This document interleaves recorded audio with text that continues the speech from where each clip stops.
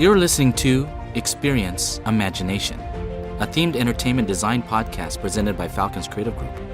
Every episode, we discuss a new topic with a panel of creative professionals. Hi, I'm Cecil McPurry, President and Chief Creative Officer of FALCON'S. Hi everyone, this is Abhinav Narayan, the moderator for the episode, and this is part 2 of our Dragon's Treasure podcast case study. Later on in this conversation, we will be joined by the music composer for Dragon's Treasure, Klaus Badelt, as well as the lighting designer for this project, Schwab from Lightswitch. First, however, let's go ahead and start with the introductions of our main panel again. Cecil? Cecil McPurry, Chief Creative Officer. I was Creative Director on Dragon's Treasure. David? Hi there, my name's David Schaefer. I'm Vice President at FALCON'S Creative Group. At the time of Dragon's Treasure, I was the Technical Integration Manager for this project. And now Rick. I'm Rick Morris, the Director of Sound with FALCON'S. At the time of Dragon's Treasure, I was the sound designer and the sound mixer. Cool. So last episode, we talked about what the process was like creating the vision.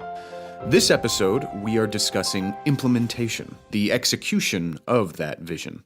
Cecil, how does a process like this even begin? One of the things we do here at FALCON'S is create an emotional arc, right? It's part of our process, of methodology when it comes to design, is to kind of come up with this arc. And what was interesting, we were really, from a story standpoint, very technical on our framework. Yeah. Very methodical about chaptering the experience and creating this emotional swell. And so we're talking about audio levels, musical swells, visual spectacle, intensity of lighting. Every aspect that we had as a tool, we used to help enhance and recreate arcs within the arcs, if you will. Yeah. And so if you think about the volume of the space, it's 7 stories tall, 120 foot in diameter dome. It's significant in scale. Wow.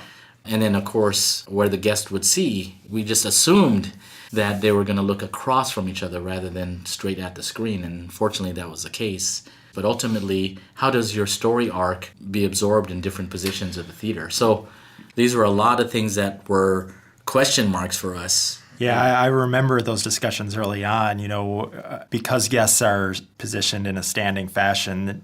In theory, they have freedom to move around during the show, but you're always wondering, how will the guests respond, how they actually react. And we found once the show began, guests typically remain stationary and will look around the venue. But I think the amazing thing that kind of validated our job was that the show would end and people would exit the theater and go back around to experience it again from a different position. Really? So we would see that occur, They would run. often. You would see them running around. Yeah. To get back So in. because it truly was a different experience depending on where you stood. There was such an epic nature to all the elements kind of coming together that you would pick up different specific details depending on where you were. But the overarching story was still communicated no matter where you were. Yeah. I imagine a big factor in kind of helping to guide where the guest looks is audio cues. Rick, do you want to talk a little bit about, what the process is like choreographing? Yeah, there are definitely moments where we wanted to point the guest to a certain direction. It's like, you've got to look here at this moment. And so we would focus that. The cool thing about our audio mix setup and the way we ultimately came up with the final solution to mix this was a combination of myself using the traditional Pro Tools, which cannot handle the whole thing like this. It's not designed for that. Mixed with the Meyer sound system, the LCS system, which is designed for taking as big a sound as you want and making it as broad as you want, or putting it into a tiny pinpoint of a place. Everything can come from every speaker down into one speaker, with their system. So we had another guy that was the Meyer expert that was out helping me working on that part. So I would be able to hand him over sounds and say, here, I want this to start from here. I want it to go over to this section and pinpoint over here. we've got to get people to look this direction. So sound is a huge part of just, making sure people are seeing what we need them to see to get as much out of the story. Sound is already such a 360-degree element to the senses, but now that you actually have a canvas that embraces that fully. And have that control. The control. And you have it was that almost control. unlimited. Almost, it felt like. Well, yeah, and just to give the scope for our listeners that are familiar with theater and that kind of thing, in a theater you're used to 5.1, which means your 5 main speakers, and the 0.1 is a subwoofer. Yeah. Or 7.1 is a big format as well. This ended up being a 57.17. Whoa. So break that down. That's 57 different discrete channels. speakers. And then 17 totally controlled. 17 subwoofers. Okay. Yeah, That's so significant. Not your normal movie theater. No. And what to choose for point source, audio as far as just like trickling sounds or actually having each character have its own aura of music in the same key as That followed it, yeah. That followed the actual drag. They had the freedom to do that. They had the freedom to actually pan real time the music score of that dragon throughout the space. Wow. Rick, I'm very curious to know what your thought process was when you first heard about the vision and your mind had to start figuring out how to solve that problem. I think when I first heard about the vision, I didn't really conceive of how big it was. Scale. So in my mind, it was like, well, yeah, this is going to be really fun. This is going to be great. Well, then Cecil had me come on site while it was still in construction, and when I walked in the place and saw how massive how big it was, yeah. this place was, it was like I was still confident, but a little freaked out.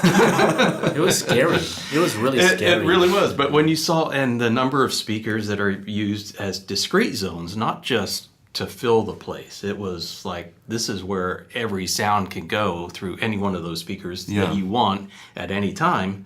And that got the thought process started. It's like, okay, now how do we actually pull this one off? Yeah. One thing we haven't actually mentioned is that this whole venue is basically underwater. In content, yeah. In content, yes. So it's not like dragons are flying through the air where you hear the whooshes and that kind of thing. The show starts with a sink in. Yeah, we sink in, we hear the bubbles, the submersive sounds, and then every dragon that would basically just swim around the room and everything, it had a bubble trail to it. That's a great point. I didn't even And the think of bubble that. trail, would blend in beautifully with the music. And it was just like you had this flow that just moved around the room. And it just became part of the score. Speaking of the score, we are very excited to have Klaus Badelt now join us in this conversation. Klaus is best known for his music on the Pirates of the Caribbean feature film. He was also the composer on Dragon's Treasure. Welcome, Klaus. Thank you so much for being here. Can you hear us okay? Hey, yes. Hello. Is this Klaus Badelt, the infamous Klaus Badelt? You guys, where were you hiding? I know. Long time no hear. Long time no see. You guys doing the big stuff and the crazy stuff. I love this. Everyone's been really looking forward to catching up with you, Klaus. To kind of start us off, my first question is, because of its scale and its creative ambition behind this project, we keep talking about Dragon's Treasure. This project keeps coming back up. It's really proven to be such a pivotal milestone for Falcons. And I'm curious to know what it was like for you to come onto a project like this, especially as someone who has been primarily most well known for your work on feature films. Just like maybe you saying that this was a pivotal point in Falcon's Treehouse being and direction. To me also, this was an eye-opening, I'd say even life-changing event and a pivotal point in my musical career. So far, at that time, I was maybe not just bound to the screen, which a project like this or projects like these make the big screen like a limitation you can't even believe. It feels like so literally two-dimensional after doing something like that. But I was also I did the Beijing Olympics and the big events, but this was like a new true multi-dimensional thing where that is so inspiring to me as an artist to be able to create something new, not only in terms of music language, but everything around it and what it's for and how it's been perceived and consumed. So it's actually a composer's dream come true. When you said, you mean this isn't 7 + 1? This is actually 57 plus 17. And Exactly. you were excited about it. Your enthusiasm and you lit up in our conversation. It got me excited that you were excited about our wheelhouse, about pushing the envelope of immersive storytelling. Yeah, I mean, there's several things to this. Why? I mean, look, you're talking to someone who I started out having with a tech startup at age 18, which I sold with 25. Then I pivoted my life to just focus on music, and Hollywood taught me quite a bit about appreciation in music and how this has been handled. But then what you guys are doing adds another, I don't even say layer, like a dimension to music appreciation. It's being integral part of the perception of the audience. I mean, some directors here say it's a 50-50%, which makes me already proud, but I'd say this is like 100% because you guys are at 200. I like that analogy. How did you go about approaching the process of composing the music for Dragon's Treasure? How'd you go about finding that emotion? I would always almost call this R&D, right? This was like lots of research and development in addition to writing. So first I was, of course, very happy to open the vocabulary I was allowed to use away from or beyond the usual, orchestra. The last 400 years, orchestras have been sitting the same. There's actually two ways of them sitting slightly different, where the violins sit on either sides of the stage, if you want, or on one side. But that's about it. They all have the same setup. And we completely changed this around to have them sit around the conductor, around the microphones, have the microphones be in a circle. That's now simplifying it. We did a lot of research how we actually, you lose the performance if you don't make the highest priority that they actually hear themselves and can interact in, and so the room has a dynamic in itself, and you just capture that with your microphone setup. And we had top engineers coming from the upper floors, looking actually at what we've been doing there because they heard about this, and nobody usually touches that, and like so this innovation made them like little boys in the toy store again, like me. And, I can only imagine the probably response from musicians as they entered the room and they didn't know where their chair had gone. Exactly, they didn't know where their chair is. Like we had to label them. I mean, there was literally like gasps. They've been sitting in the same seat for 400 years. Yeah. What are you doing to me? And then setting up the microphones ahead of time, right? I mean, there was 3 tiers of microphones because we created the zones as a tier from the vertically top vertically. as well. And having the microphones all set up in that way, it wasn't just like circular microphones, but it was actually 3 tiers of it as well. It was an incredible setup. Yeah, we created zones if you want, like even for subs now and different, because no longer you had one subwoofer or LFE channel which you pumped just like non-directional stuff in, but we had a directional subwoofer as just one example, right? We had directions with that. Because we had 17 of them. Exactly. I remember on the stage they said I put more sub in. They asked me, so which one? Plus, you had all these spot events, right? Like little things flying, and we wanted to break this out and make this a spot event also in the audio. So almost treating music like sound effects, right? Rick has probably a say about this. Rick got excited about that dialogue. I remember you guys getting excited about how you're treating music as coherent, panning, storytelling medium, and how the effects had to work around that. Maybe, Rick, you could talk a little bit about that. Well, yeah. When I first got on site and started putting your music in, Klaus, we gave you a few days for me to get going before you showed up, which it was really cool for you to be able to actually be there, too. When I started putting the music through and started placing instruments around the hall, it blew me away. It was like I had never heard anything like it before. And then just, after the music, then starting to sprinkle in the sound effects and trying to make that work with the music. And that was without content in the screen. That's correct, yeah. That we started out with just pure sound first. And you should have seen all the steel guys, We had steel workers putting the screen up. And there was one iron worker literally tearing from the music. Wow. He got emotionally connected to the testing of the music. Without any visual context. Pure music. in a construction site, and they were emotionally connected. Of course, that's the biggest compliment I can get is after with all this innovation and experimenting and research, ultimately it's all about evoking emotions and making full use of the given tools. These are exceptional moments. Your steady ground is being pulled away from you underneath yourself. You don't even know. There's nothing to rely on anymore, really much.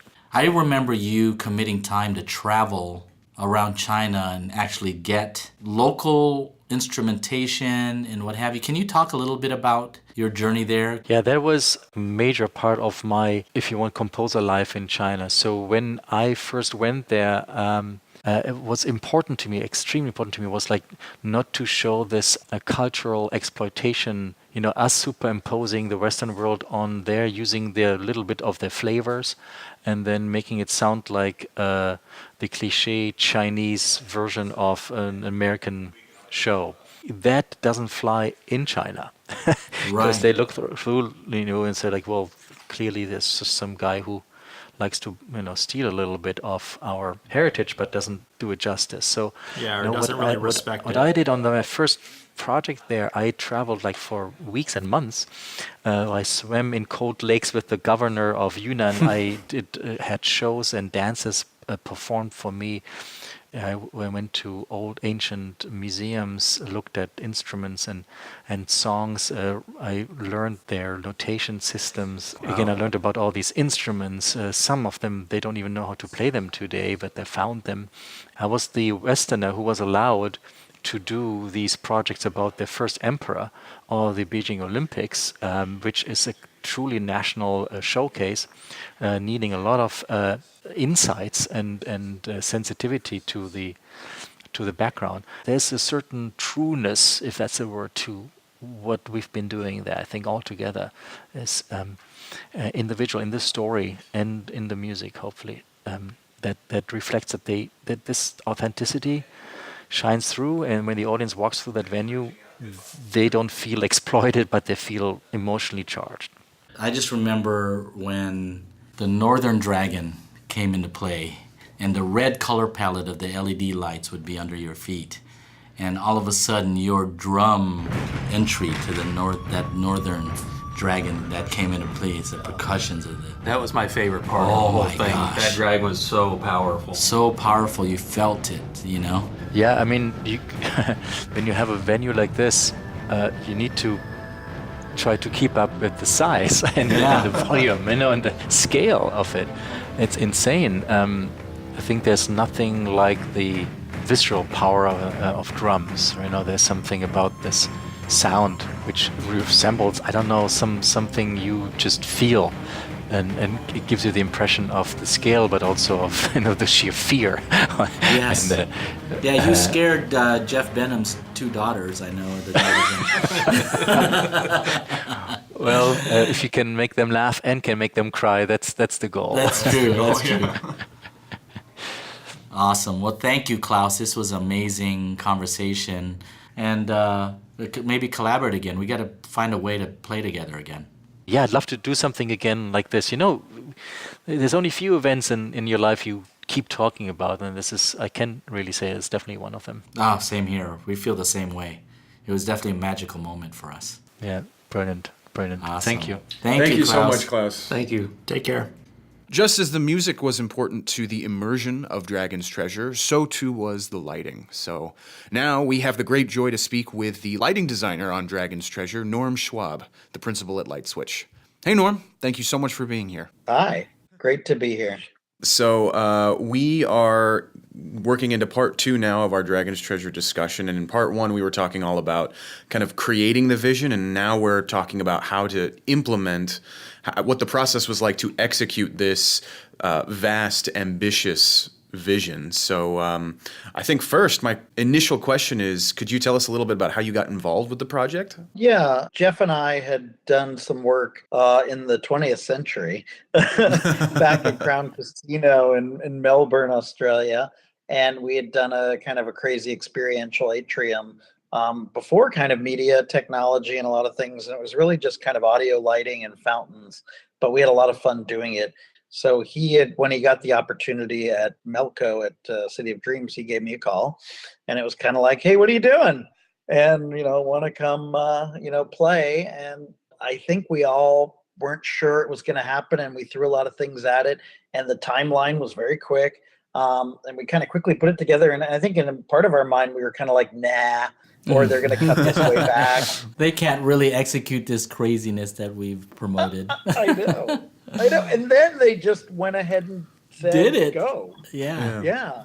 I mean, that's kind of one of the things, I think is so amazing about that project. It was kind of a dream project for me in that the amount of opportunity we were given to just move forward in a way that, I think what was, the biggest thing I always say is they didn't say it verbatim, but, they pretty much were saying, just don't do anything that's unlucky. Exactly. Don't do anything that drives people away. And other than that, go for it. No doubt. And it's like anything, there isn't a typical project. This is almost like a great college thing. It's like, okay, you're given this thing, you have to deal with an elliptical shaped and parabolic shaped dome. You have to put a show in. You have, what did we have?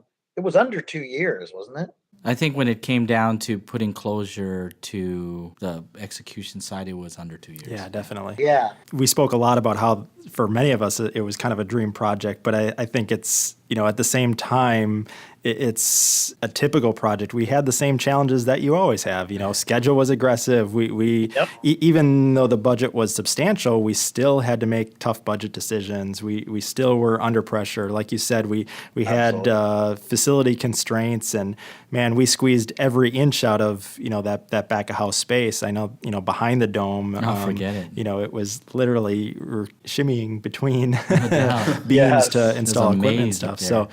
Yeah, it is amazing how it came together. Yep. I mean, for me, one of the things that I learned a lot from you, Norm, was we all wanted to identify things that were risk, and pushing hard for mock-ups was a big deal. And I think the biggest thing was you continued to push the creative envelope through the process. You suggesting introduction of LEDs on a projected surface, which in a lot of ways, profound. I think I would love to do more with that in a way, but it was I haven't seen a lot of other people still that have done it to this day like we did it. And 10,000 LEDs. The actual due diligence that Norm and his team did to look at the surface of the LED itself, and how literally there was no indication on contrast. It actually looked like the screen surface. Our vendors were phenomenal. LED Effects at the time, they've morphed into several companies. The amount of time and effort they put into that, it was just stunning. The amount of just the layout. I mean, the first time we tried to lay that out, do you know how complex it was to lay it out on that, that dome shape? The math involved on a with its elliptical dome that converges. I mean, the screen construction alone was a challenge. Yeah, every vendor. I mean, I remember Amy from Roscoe who showed up, and she was down like crawling around under there to try to get her things to work. But she could tell she was like, they were into it. People were playing. It was fun. It was the pearl. The pearl that dropped down, again, it was stunning. And because Norm lights it. And here we are, this ball is dropping down with the Fisher technology. And Norm is literally lighting it perfectly, tracking the movement lit on both sides of the pearl. Old school, too. Old school, no and sensors. Not over-projecting because it would project eclipse on the dome. Yeah. I mean, this is profound stuff. And Kelly and his group with the lasers, I think they did another. Oh, yeah. Yeah, it scared me, the power of those lasers. Yeah, well, that's my favorite part is I call it the Jiffy Pop yarmulke. On top of the pearl, the thing that was like it was like a crinkled piece of aluminum foil that when you looked at it, you're like, nah, that's not going to give off weird. Yeah, and the laser, you're like, oh my god, that's the coolest aurora borealis. It looked like a Jiffy Pop distorted, crumpled aluminum thing, but perfectly done. Yeah, to distribute the laser light. The effect is on point. Oh man, I mean, it sounds like everyone who was involved was just so ecstatic to be pushing forward something so new that passion just continued the whole way through. Yeah. And some people, I mean, we had the people like, for instance, programming, Corey Fitzgerald, the gentleman that programmed all the media that, since we ended up not doing the media to the sphere or to the ellipse. It was done to a circle and then distorted. We then had to do the same with all the media content. And Corey, who you know how famous Corey has gotten now. No. Corey is like Beyonce, Jay-Z, and Bruno Mars's LD. No way. He's one their of the, LD. he's like one of the top LDs now. And we had him when he was really young. But he was already a genius. I mean, he was already ridiculously talented. pushing the envelope constantly, and That's awesome. Norm, too, one of the cool things that I remember seeing you doing was early in the stages is bringing your virtual lighting setup. I don't remember what you call it. WYSIWYG. The previs. The WYSIWYG, previs, yeah. over to Yeah. Falcons. What you and- see is what you get. And it was just, I was fascinated just seeing you building so much of it before ever being on site. Well, I think that also it was that project opened up our eyes because we had used it a lot with concerts and one-off shows. We had not really used it so much on such a big installation. And again, it kind of forced everyone to kind of up their game, including putting media in it. We were able to put the video and the media in it. Mm-hmm. We were able to put the dots in it. I remember that was another thing, all the 10,000 dots. So that's what I also love when projects, you have the freedom, you have the people that are willing to let you take these risks, because then you start to try out, you're given the freedom to try new technologies, new, ways to use that technology, because we always know that endless budgets are not always the best way to the coolest creative. That's right. Hopefully the creative wags the other way. Exactly. And you were able to reveal so many variable opportunities creatively. It saved us from heading down dead-end streets. Exactly. So when we hit the ground, I felt more confident. I wasn't going on site nervous. I was excited to see some of the pre-development in context. Yeah, and it allowed our programmer to see it. So again, he wasn't showing up in Macau the first day on site, not knowing what he's programming. He was able to hit the ground running. There's a confidence. Our duo of crazy programmers.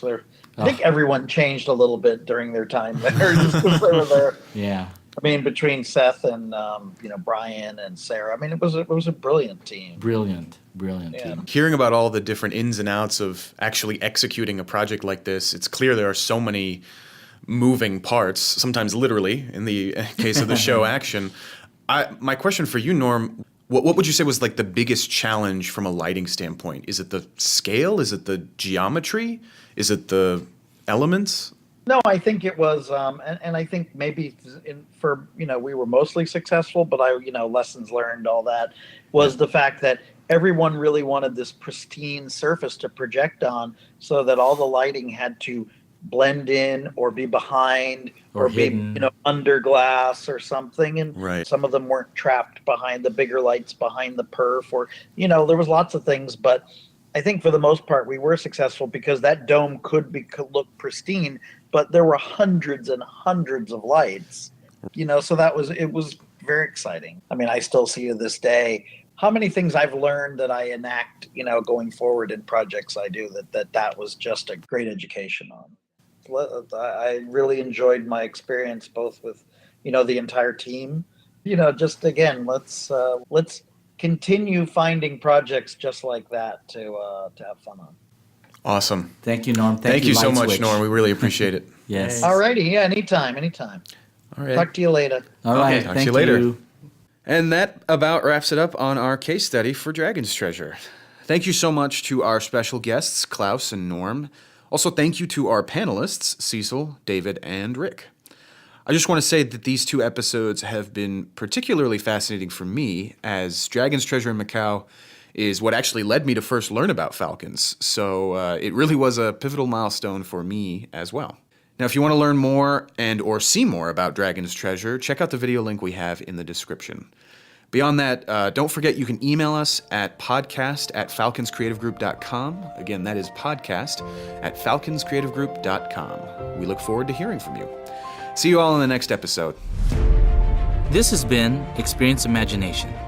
For more information about this episode's discussion, be sure to visit our blog at falconscreativegroup.com.